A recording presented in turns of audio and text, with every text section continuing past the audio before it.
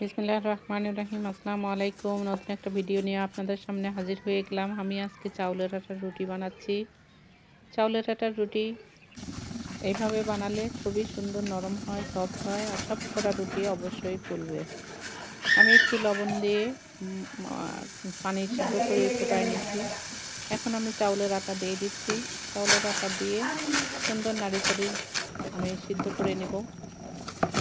এই তো আমার আটা সিদ্ধ করা মোটামুটি হয়ে গেছে। এখন নাড়াচাড়া দিয়ে সুন্দর করে মিশিয়ে নিতে হবে।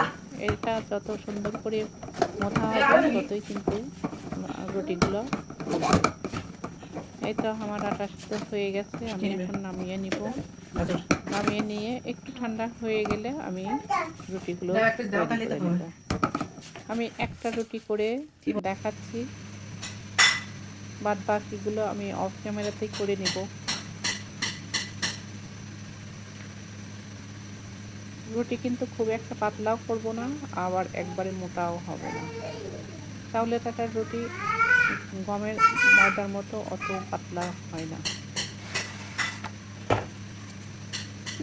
চাউলের আটা কিন্তু আঠালো ভাব কম থাকে, আর গমে আঠালো ভাব বেশি থাকে।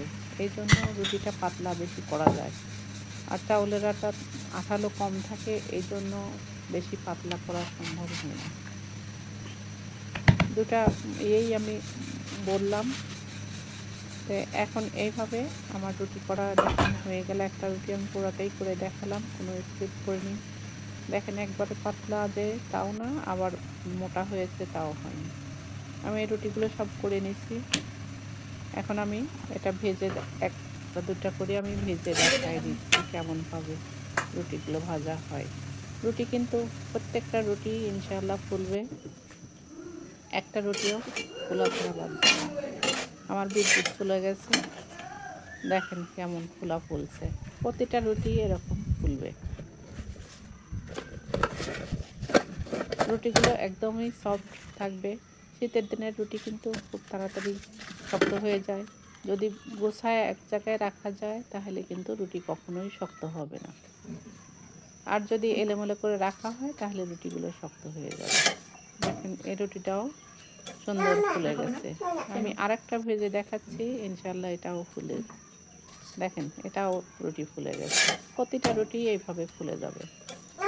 কেউ কেউ বলে যে চাউলের আটার রুটি ফুলে না, কিন্তু আমার কখনো এরকম হয় না। প্রত্যেকটা রুটি সব ফুলে একদম বড় হয়ে যাবে। এই তো আমি এখানে পেঁপে ভাজি আর রুটি নিয়ে নিয়েছি। এইভাবে রুটি বানালে রুটিগুলো খেতেও মজা লাগে, আবার দেখতেও অনেক ভালো লাগে। তা আপনারা ভালো থাকবেন। আল্লাহ হাফেজ।